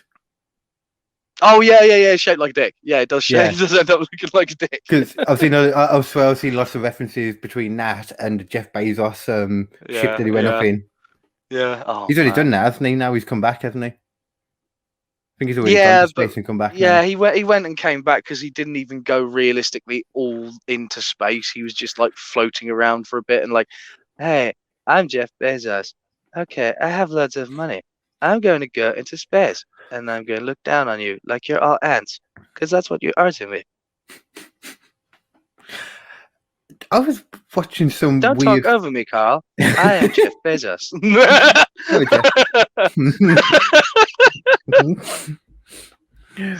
Sorry. I completely forgot what I was going to say then. Yeah, something. I saw Russell Brand talking about like apparently all of those like join up now and they have like a summit every year or something where they was it like Bezos, like all the billionaires, Bezos and like Zuckerberg and all them. That doesn't surprise me at all. No, at all. No. He was on about it, and I don't know. It was kind of weird to think about when he was talking about it. It's like just assuming as well at the same time that they'd be figuring out how to like take over the world and that while being there. Yeah, I just think it would be a load of rich guys sitting around, essentially in a circle jerk. Personally, I think that's fucking probably what it'd be. incredibly expensive prostitutes and then murdering them. And Probably. How else are you going to drink their blood? You can't do it when they're alive. Oh man, I fucking I hate most billionaires. I just do.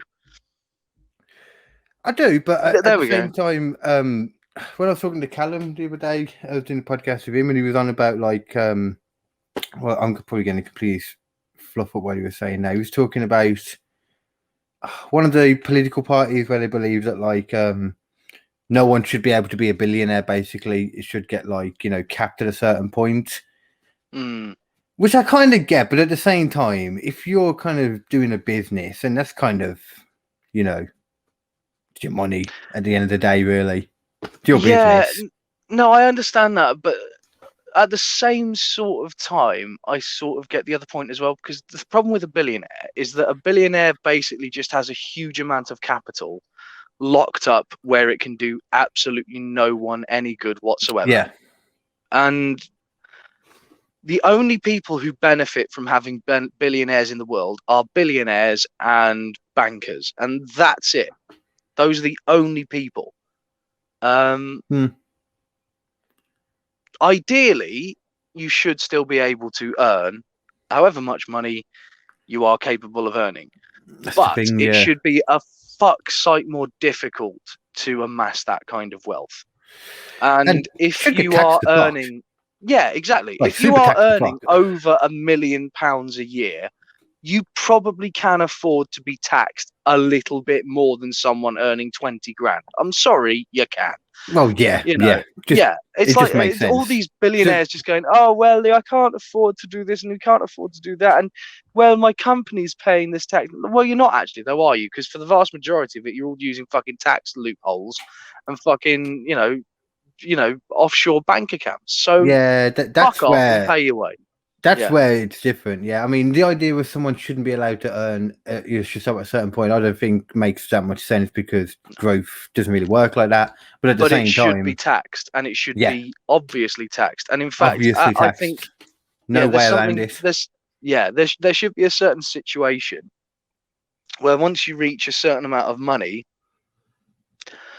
not all of your transactions, but your income should be public knowledge. It just should be. You know what I mean? Because like everyone kind of needs to know. Otherwise, people are just going to start fucking with the system, which is what happens. So like, it's not like we don't know where that money's going either. It still has to transfer from one account to another. It's just that information needs to be made public when it's on that fucking scale.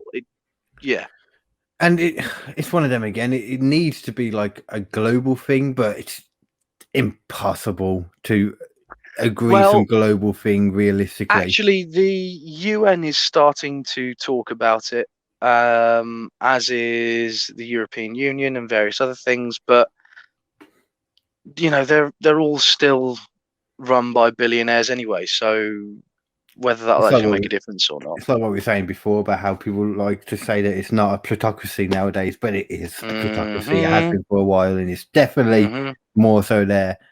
It just is. Like, yeah, it just is. Like, in every single way. Like, when you look at, like, I remember when he was talking about it, he was mentioning about there's like 3 or 4 people, like, just giving an idea, like 3 or 4 people that have got more money than, like, all these nations put together. And it's crazy when you think about it like that. Yeah. Yeah, it's one of them. I don't know how I feel about it a lot of the time. Like, you know, I just hear a lot of people complaining about it, but it's like, I don't really know what the right way to go about it is. The ultimate solution realistically is just universal basic income, and taxing billionaires to do it. It's as simple as that. The taxing thing is something you feel like should already be there already, but it's like just somehow because, like you were saying, because they have the money to ship it all things all around everywhere, putting offshore accounts and all that. There's just way too many loopholes. Yeah, they have enough money to pay an accountant a couple million a year, and then that accountant will make billions disappear. Yeah, basically, that's literally their job. When the rest of us do it, though, we get done for fraud. Yeah. So we just need to what's, make more money, and then we won't get done before. It's fine. yeah, that's all you need to do. You just have to That's all earn it enough is. money that people can't lie, can't claim that you're lying anymore. I'm officially from today self-employed as well, so I actually need to think about all this kind of like tax stuff now. That's the one part I'm not looking forward to be honest. It's not as difficult as it seems. It really isn't. I'm If you just hoping that. keep a log of all of your incomings and Yeah. outgoings, and you'll be fine. Yeah, it's quite simple to be fair from what I've got. Like, I'm glad that I've got that thing that's giving me loads of info about it as well. It gets annoying, but you'll be all right. But I suppose it's only going to be more annoying if more of the money comes through and more of the jobs come through and all that kind of crap. So yeah. Get in. I feel like we're at the end then now, Nathan. Really? Bloody hell, that happened quick, didn't it? Yeah. Ooh, We got dear. through stuff quite quick. To be fair, I thought that the stuff I had written down would take longer to get through, but it just didn't. No, they're just entertaining as shit and got us to some fucking wonderful conversation. So Yeah, I'm that's happy what I with was that. I'm hoping happy for with more that. than anything. Yeah. Oh man, that fucking Shia LaBeouf song. That's fucking great, to be fair. Yeah. So when you were saying it, I thought you was talking about it first, about the what was it, the one he did? Where he's like dancing around for some reason, like doing some weird Oh Sia yeah, or no. Sierra. That's a different thing. Yeah. I know which one. And no. it wasn't even the thing I was thinking of, the meme, because I think the meme I was thinking of was from when he did that thing when he watched like all his films in a row in a cinema. Oh no, that's definitely what the clapping's from. That is definitely what the clapping is from. But from that video we watched. From that video, yeah, because that meme has been around literally ever since that came out. I think I was conflating the two, because I know there's another one where he sat in like a puffer jacket as well, like in a cinema chair. I think I might be conflating that one with it. That's the different one, yeah. And then he's eating stuff occasionally, I think, is it? Or is that, no, that's the Michael Jackson one. I can't remember. Oh, wait, with the popcorn is like. Yeah. That's the Michael Jackson one I'm thinking of there. Yeah. Fuck yeah. Oh shit. Was it that other thing I remember? It was him, wasn't it, as well? It was Shia LaBeouf that walked out like for some red carpet thing with like a bag on his head saying I'm not famous anymore. Yeah, that was because he plagiarized a storyteller's work to make a movie of it without getting their permission. Oh. Yeah, that wasn't cool. I have no idea what that's about. Yeah, it's a whole thing. He there was a short story that someone wrote, and then he literally just word for word turned it into a short film. And then the writer was like, "Excuse me, you can't do that without asking me or paying me." And then Shia LaBeouf just put a bag on his head and sat in a room so that people could tell him he was shit. Basically, that was his entire art piece. All right. It's kind of like Tilda Swinton getting in a glass box, if you ever saw that. I feel like I would have said no, but now you said it, I feel like that sounds really familiar, and I don't know why. Yeah. She's the woman who played the ancient one in Marvel. The ancient one, yeah. Yeah, but literally, there was just a moment where she was just sleeping in a box, just a pure glass box for just days on end. You saw David Blaine and thought that looks like a fun time. Yeah, basically, yeah. Which we all thought when we saw that, naturally I saw him in that box. I was like, I want to do that. Yeah, totally. The David Blaine thing. I never really got sucked in with that. Have you seen him on Joe Rogan? Do like his podcast with Joe Rogan? Yeah, that was interesting. Yeah. Because he literally just basically goes, "Yeah, it's all bullshit." Yeah, like he started off trying to make out like something special to it, and he's like, stabbing himself, and Joe Rogan's just like, "It's just, I don't want to see it. You're just stabbing yourself." Dude, you're just stabbing yourself. Yeah. That is actually how that trick works as well. Yeah. No trick. There is no trick. It is just surviving the pain. That is, literally it. Because I'm guessing I'm trying to feel now, like, because it makes sense that there's places you can put it through if you learn how to do it. Yeah. It's like, the one where people hammer a nail into their nose. Yeah. It's because there is actually a hole back there in your nose that goes through your sinus. So you can just go, and it's into a hole that's already there. It's like sword swallowing. It seems really crazy, but it is just literally keeping yourself in the perfectly still. Yeah, but the sword swallowing I wouldn't want to do, because the thing is, if you accidentally swallow whilst you've got a sword in your throat, it will just lacerate the inside of your throat instantly. I've seen people on like next level versions of it, like on Britain's Got Talent and that, where they'll do sword swallowing and then start backflipping and stuff. It's like, how? Oh, yeah, are you doing that? 'Cause Why they're are you doing stupid. that? Because they're stupid, Carl. It's one of the things. Like, how did you ever get to a point of learning that? What is the Yeah. process to go through to even be able to learn that? Like, Yeah. taking little baby steps at first after mastering deep throating a sword anyway. And Yeah. taking little baby. It's like fire breathers. You know, fire breathers just burn their face all the time. That's how you do it. That guy was on about, the scientist guy, the guy said, he's one of the smartest people, but also one of the dumbest people as well. Yeah. All of his lot, when I first met them, they were all just fire breathing for the hell of it. Yeah. They would just do it randomly. Just burn your lips. And they would just burn themselves all the time, yeah. Yeah. But, all right. All right. Well, I don't know why we're doing this. Okay. I'm not doing it, but you guys go ahead. Yeah. It's entertaining enough. Yeah, sure. And you're literally just pouring like fucking gasoline into your mouth and just like misting it is all you're doing. Yeah. You're basically a deodorant can. God. I'm so glad I never did stupid shit like that. I got blown up in a firework once. That was pretty fun. Fucking hell, Carl. We didn't realize one of those painting ones that was jumping over while I was drunk, for some reason, I don't know. Didn't realize that at the end it blows up, and like as I jump over it, it blows up. Ah! Finally, I went to the side a bit, and everyone else was entertained. Yeah, because you just did a full-blown fucking stunt. Yeah. Yeah. Oh, dear. I remember that was like really scary for like a second, and then amazing. I was like, I'm alive! Yeah. Woo! I'm alive. It's awesome. Yeah.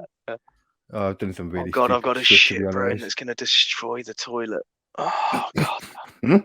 Oh, I haven't actually sent you the breakdown of like the first episode yet, have I?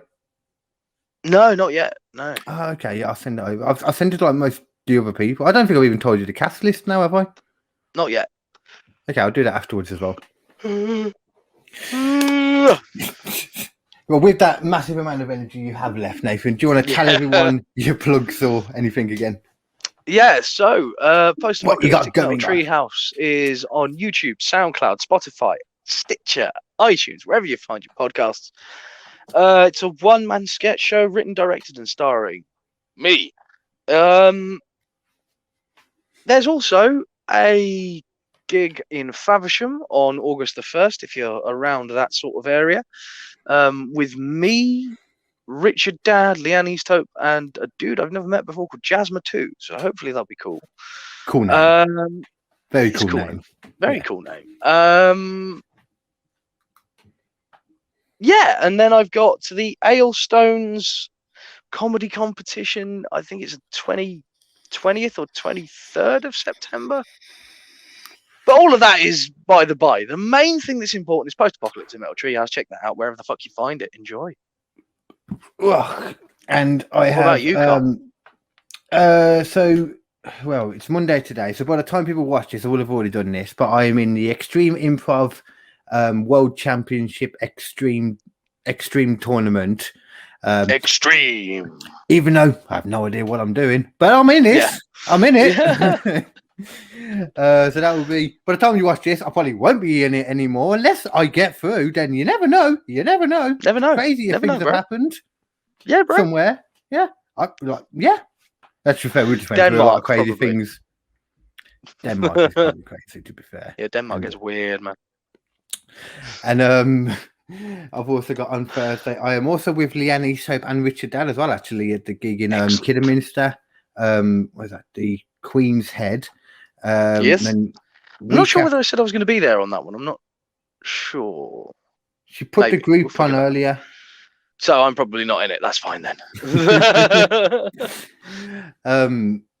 What else? And then next week on the 6th of August, got on the 6th of August, got Ipswich for Glass Eye Comedy. But before that, that's the Friday. But before that, on the Wednesday, we've got a little guest slot for the comedian quiz off on Extreme Improv as well that we're going to do. Nathan will be there too. Me, Callum, Showing and off my improv skills. hosting.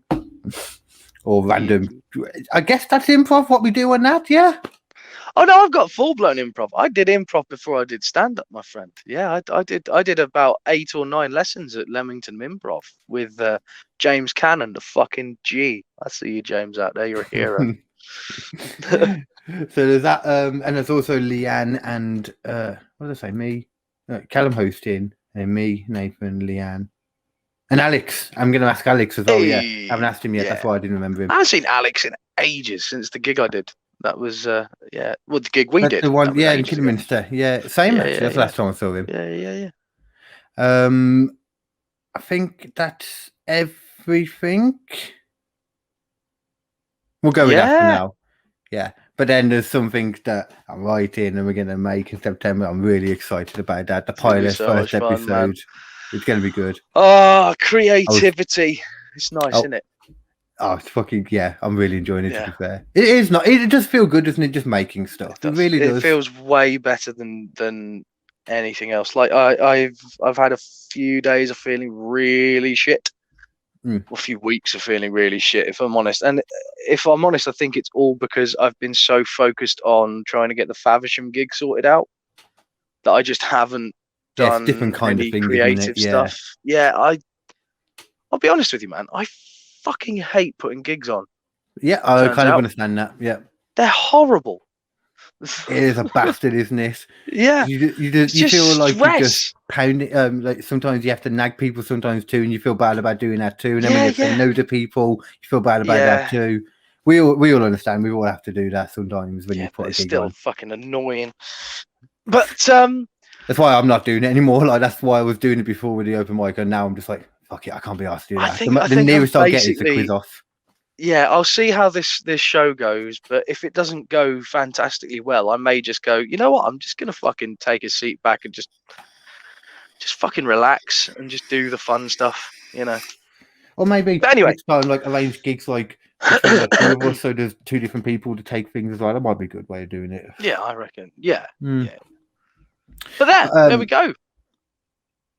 I still feel like I'm forgetting something. I'm probably not. I'm probably just thinking of other shit that I'd forgotten or that I've cancelled. I feel.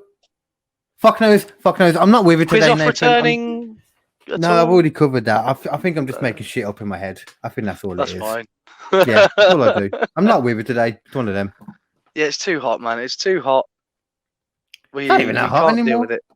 No, it's still too hot for me. I'm a potato man. To be fair, yeah, anything over like 15 degrees in England and we can't deal with this. Yeah, fuck that shit.